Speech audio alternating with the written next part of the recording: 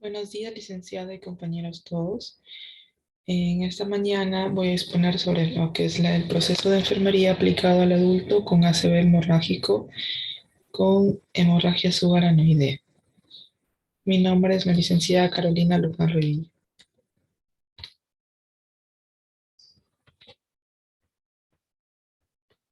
Como datos de valoración tenemos los datos de identificación. Este es un paciente de 53 años, de sexo masculino, que es evaluado en el Hospital Alberto Sabogal Sologuren. Su fecha de valoración fue el 25 de junio. El paciente ingresó el 24 de junio. El servicio actual donde bueno, se encontraba el paciente era en la UC2 de emergencia adulto no COVID.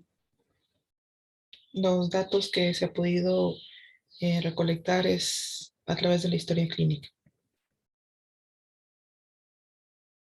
Es un paciente adulto maduro de 53 años que se encuentra hospitalizado desde el mes de junio en dicho establecimiento con tratamiento irregular con insulina.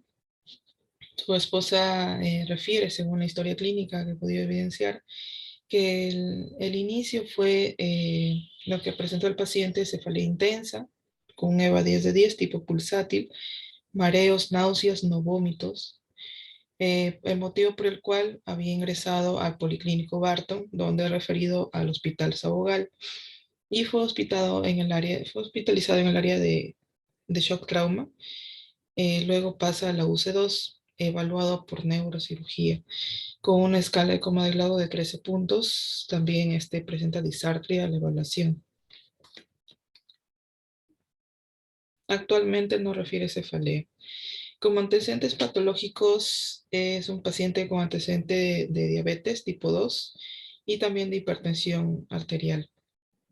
Tiene el diagnóstico de hemorragia subaranoidea por un aneurisma. Y como tratamiento, como el paciente estaba en NPO, estaba con dextrosa, más electrolitos, metamizol, bueno, analgésicos, antihipertensivos y anticonvulsivante como la fenitoína y su insulina a escala móvil.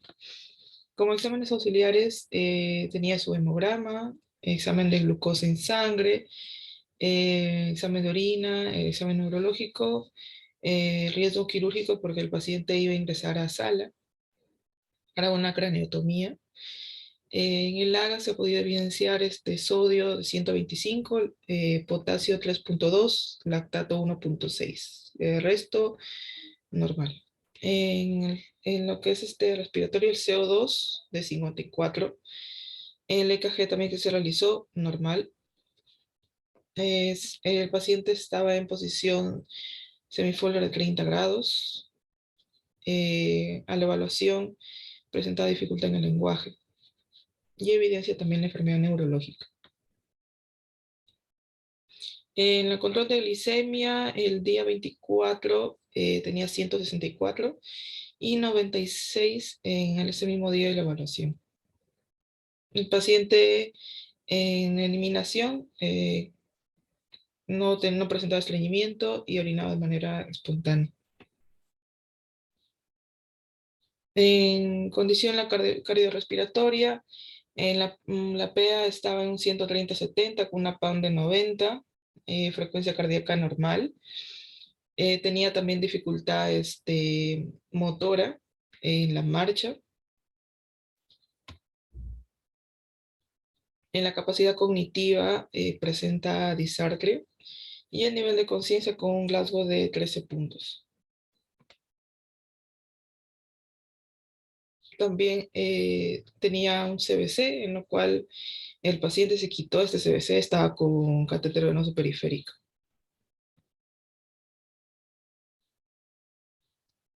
En el proceso diagnóstico, según la de dominio 2 de nutrición, tenemos acá los datos significativos: la edad, la glicemia, el paciente estaba en NPO, la insulina a escala móvil, la administración de dextrosa como infusión a 15 gotas por minuto, el reposo, el ángulo de 30 grados, el paciente que tenía un tratamiento irregular de insulina.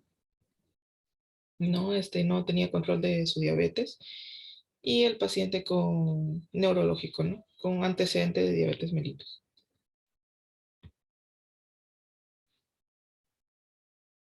Como fisiopatología de diabetes tipo 2, eh, o como antecedente que tenía este paciente y más los datos significativos, sabemos que la diabetes es una enfermedad crónica, ¿no? Que se presenta en, eh, tiene todo tipo de edad, ¿no? Que se puede presentar.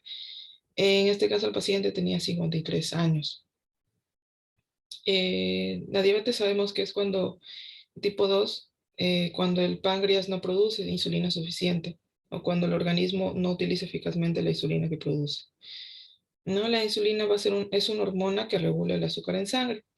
El efecto de la diabetes no controlada es la hiperglucemia, que con el tiempo va a dañar gravemente muchos órganos y sistemas, especialmente nervios y los vasos sanguíneos. La diabetes tipo 2, en este caso, que presenta el paciente, es también llamada no insulino dependiente o que ya es un inicio en la edad adulta y se debe a una utilización ineficaz de la insulina. No es la producción insuficiente de insulina de los islotes pancreáticos en el contexto de insulinoresistencia. En la presencia de diabetes tipo 2, el cuerpo no puede utilizar la insulina que produce para controlar el nivel de azúcar en sangre o no posee la cantidad suficiente. El azúcar va a permanecer en el torrente sanguíneo donde se va a acumular y aumenta de manera gradual.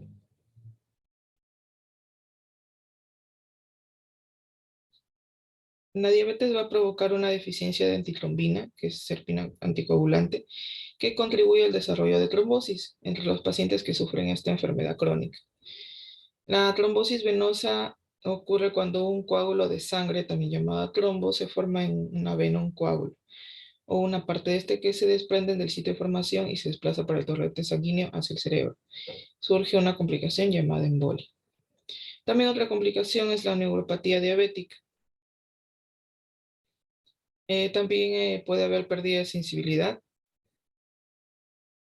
que a largo tiempo, bueno, dependiendo del paciente, la movilidad o teniendo la misma postura durante mucho tiempo puede eh, complicarse. En este caso, el paciente estaba en NPO, más la infusión de dextrosa que tenía, no por el mismo hecho de, como era un paciente neurológico, eh, tenía que estar con la infusión de dextrosa, ¿no? Para evitar una hipoglucemia o mantenerlo, ¿no? Con la insulina a escala móvil y con también el control de glicemia que se tenía que hacer.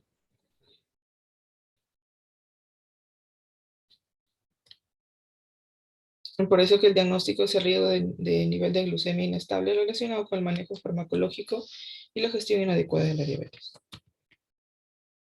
En el dominio 4 de actividad reposo tenemos los datos significativos, la edad del paciente, el diagnóstico, eh, antecedentes patológicos, ¿no? Como la hipertensión, la diabetes que se había mencionado, el grado de dependencia, los resultados de análisis de gases arteriales, una escala de 13 puntos y el paciente que solo se moviliza en campo. Tenemos que en el análisis, como es un paciente neurológico, tenemos que evaluar todo o tener la valoración, todo lo que es la exploración neurológica, ¿no? Podemos ver diferentes signos meningios, la rigidez de nuca, signo de Kerner, Brusinski, diferentes signos meningios que se puede ver en la exploración neurológica. Vamos a ver lo que son también deficiencias motoras, sensitivas, alteraciones del estado de conciencia, como en este caso el paciente está alterado, está con una escala de 13 puntos. También vamos a ver coordinación y marcha, también tenía alterado la marcha el paciente y diferentes anomalías en la exploración que se puede ver de los pares craneales. ¿Qué es lo que pasa en un ACV hemorrágico. Como sabemos, hay dos tipos, ¿no? Hemorrágico y isquémico. En este caso, el paciente tenía este tipo, o esta clasificación de hemorrágico, y dentro de esta clasificación está la hemorragia subaranoidea. En este caso, el paciente tenía este diagnóstico y se causa también o es causado también por aumento de la presión, ¿no? El paciente tenía el antecedente de hipertensión. Ahora, ¿cómo se va a generar todo esto? ¿Qué complicaciones puede tener? ¿O cómo podemos relacionar con el caso del paciente? Vamos a hablar lo que es sobre la fisiopatología de la hipertensión intracraneal. La hipertensión intracraneal, como su propio nombre lo dice, es el aumento de la presión dentro del cráneo. No va a ser un síndrome clínico. Cuando hablamos de síndrome clínico, es un conjunto de signos y síntomas que son atribuibles a varias causas. Entonces, cuando hablamos de hipertensión intracraneal, vamos a hablar lo que es el aumento de la presión craneal. ¿Qué es lo que pasa acá en el aumento de la presión craneal? Su valor normal es de 5 a 15 milímetros de mercurio. Cuando ya es mayor de 15 milímetros de mercurio, ya se puede hablar de lo que es una hipertensión intracraneal o se puede no tomar en cuenta. Hablamos también lo que es la triada de la hipertensión intracraneal, que es la cefalea, vómitos en escopeta o muy pronunciados, y lo que es el edema de papila o también papiledema. El paciente había entrado así con estos síntomas, ¿no? Cefalea pulsátil, 10 de 10. En el momento de la evaluación no presentaba cefalea, el paciente estaba tranquilo, no tenía dolor, pero estos fueron los signos que se pudo rescatar de la historia clínica, cómo había ingresado el paciente o había llegado al hospital Barton. La presión intracraneal va a depender de tres volúmenes que son muy importantes para el diagnóstico de un ACV. Que tenemos tres volúmenes: el volumen cerebral, que es de 1500 mililitros, el volumen de líquido cefalorraquídeo, que es 150 mililitros, y el volumen de flujo sanguíneo también de 150 mililitros. Estos tres volúmenes van a determinar la presión intracraneal. Ahora, cuando hablamos también del cerebro, es muy importante hablar del gasto cardíaco o la relación que hay.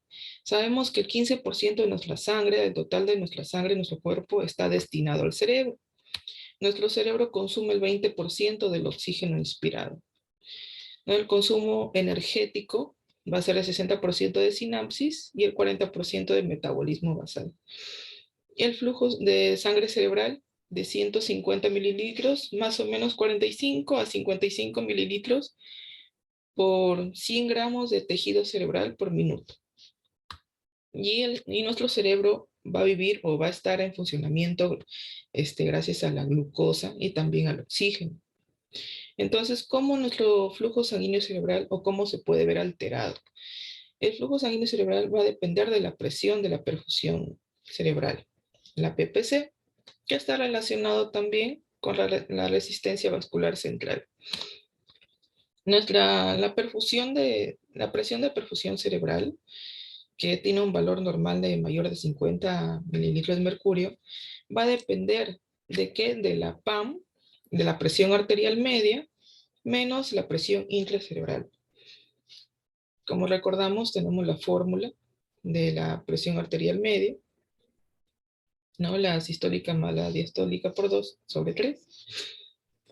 La resistencia vascular central va a depender de una constante sobre el radio de los vasos sanguíneos o sobre, digamos, lo que es el ancho o lo que es el calibre de los vasos sanguíneos. También es muy importante acá, en el flujo sanguíneo cerebral, hablar del CO2. ¿Por qué? Porque a nivel periférico va a producir vasoconstricción. Entonces, si es que el CO2 está disminuido o está aumentado, va a haber también una alteración acá en el flujo sanguíneo cerebral. Cuando hablamos de hipocapnia, va a producir lo que es la vasoconstricción, y cuando el paciente está en hipercapnia, va a producir una vasodilatación. Entonces, cuando hay una disminución, a la disminución de la resistencia vascular central, va a ser igual a la constante sobre lo que es el aumento de radio de los vasos sanguíneos. ¿No? Entonces el paciente tiene que estar en normocapnia para que haya un equilibrio. Ahora, para que haya este equilibrio de los volúmenes que se había mencionado, hay una teoría también que se habla, ¿no? Que tiene que estar en equilibrio estos tres volúmenes para mantener o para evitar lo que es el aumento de la presión intracraneal. Entonces, si hay un aumento de flujo sanguíneo cerebral, va a aumentar la PIC, por lo tanto, se va a aumentar la presión intracraneal. Y si es que disminuye el flujo sanguíneo cerebral, como recordemos lo que le había mencionado, el cerebro va a estar en funcionamiento gracias a la glucosa y al oxígeno, ¿no? El 20% de, de la glucosa eh, lo va a utilizar, ¿no? El cerebro. Entonces, si es que hay una disminución del flujo sanguíneo cerebral, va a disminuir también el oxígeno y la glucosa. Por lo tanto, al disminuir estos dos, va a haber un aumento del ácido láctico. Al aumentar el ácido láctico, va a aumentar también la osmolaridad. Como recordamos, la osmolaridad va a hacer que el líquido de menos concentración vaya a un espacio de mayor concentración. Y acá se tiene que tener en cuenta la valoración de electrolitos. Lo que genera aquí el aumento de la osmolaridad es el edema cerebral. Cuando hay un edema cerebral, por lo tanto hay un aumento del volumen cerebral y hay un aumento de la presión intracraneal o de la PIC. Cuando hay un aumento de la PIC, que es lo que generamos, aneurisma, que es la hemorragia, también isquemia, y hay una disminución del flujo sanguíneo cerebral. Por lo tanto, un efecto mecánico negativo es la compresión ¿qué es la compresión de tejido? Se pueden formar hernias cerebrales, diferente tipo de hemorragia según la localización, en este caso hemorragia subaranoidea, y causar la muerte. Entonces, muy importante valorar el antecedente que tiene el paciente de hipertensión intracraneal, perdón, de hipertensión, eh, y todo lo que ha podido generar, ¿no? El antecedente de diabetes, también no tenía un control de su presión arterial, tampoco de la diabetes, y todos los signos, o en la exploración neurológica, todo lo que ha podido presentar, ¿no? Disartria, alteración en la marcha, eh, con una escala de 13 puntos, ¿no? Entonces, es muy importante valorar todo esto para y relacionarlo, ¿no? Con todo lo que se les había mencionado. Entonces, vamos a ver diferentes puntos, diferentes diagnósticos. ¿Qué es lo que va a estar alterado? La perfusión tisular cerebral ineficaz. No va a estar relacionada por la interrupción de flujo sanguíneo al cerebro, secundario a una hemorragia subaranoidea, ¿no? Evidenciado por alteraciones motoras, ¿no? Con también la escala y también lo que se ha podido tener en cuenta de los electrolitos que les había mencionado. También el lactato 1.6 y el CO2 de 54. También como hay una alteración de la marcha, hay un también deterioro de la movilidad física, pero que está relacionado con la alteración neuromuscular, ¿no? Y también debilidad secundaria de la hemorragia suranoidea y evidenciado por la disminución de la amplitud del movimiento. Y también está alterado lo que es el autocuidado, ¿no? Acá en percepción y cognición se ha podido valorar lo que es la disartria. Cuando hablamos de disartria, vamos a ver las diferentes hemisferios, ¿no? En qué hemisferio se puede estar alterado. En este caso va a estar alterado el hemisferio izquierdo, ya que como el paciente tiene disartria, eh, cuando hay lesiones en el hemisferio izquierdo, especialmente es en el área de Broca o en el área motriz del lenguaje, y el área de Wernicke, que es el área sensorial del lenguaje, ¿no? El paciente puede, cuando está alterado o hay alguna lesión, se va a presentar lo que es la deficiencia del lenguaje, del gesto y de la comunicación. Y en este caso, ¿no? El paciente que tiene disartria, que es un disturbio del habla y tiene dificultad para articular palabras. El paciente puede entender todo lo que se le dice, pero falta la habilidad motora para poder mover los músculos del habla, para que pueda articular correctamente las palabras. Entonces, el paciente eh, tiene como tiene un diagnóstico, está alterado la clase 5 de comunicación, su diagnóstico de deterioro de la comunicación verbal relacionado con alteración del área de Broca y de Wernicke en el cerebro, secundario a la hemorragia evidenciada por la disartria.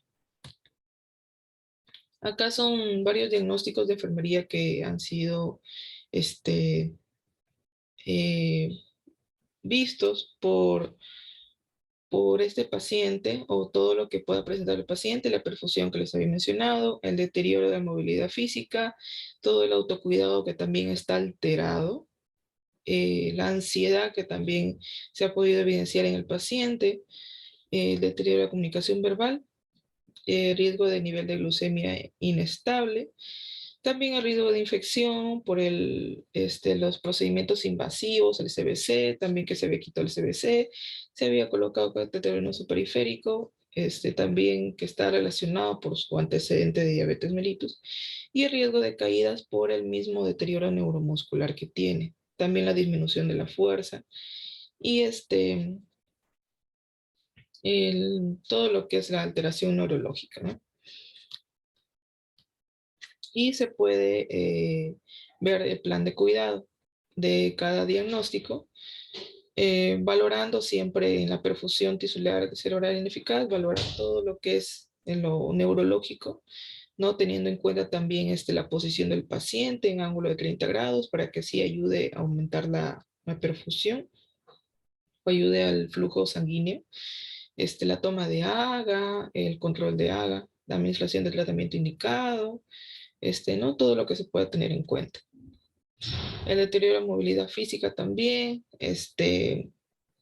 muy importante aquí la movilización del paciente en cama, cómo tenemos que tenerlo, siempre tener en cuenta también mantener los dos barandales arriba, no elevados, el riesgo de caída que puede haber por esta alteración neurológica. En el deterioro de comunicación verbal también, por por la misma alteración neurológica que puede tener el paciente, no valorarlo, observarlo, eh, tratar de comunicarse con el paciente, no, sin cansarlo con muchas palabras, explicarle de por qué puede presentar, ¿no? O alguna alteración en el lenguaje y favoreciendo siempre lo que es la comodidad y confort, ¿no? Que va a ayudar también a la ansiedad que puede presentar. El riesgo de nivel de glucemia inestable, ya que con el paciente se mantiene en NPO, está con la infusión de dextrosa, está también con su antecedente de diabetes. Muy importante el control de glicemia que tenemos que tener muy en cuenta. Para irlo valorando también, ¿no? Eso es todo, muchas gracias.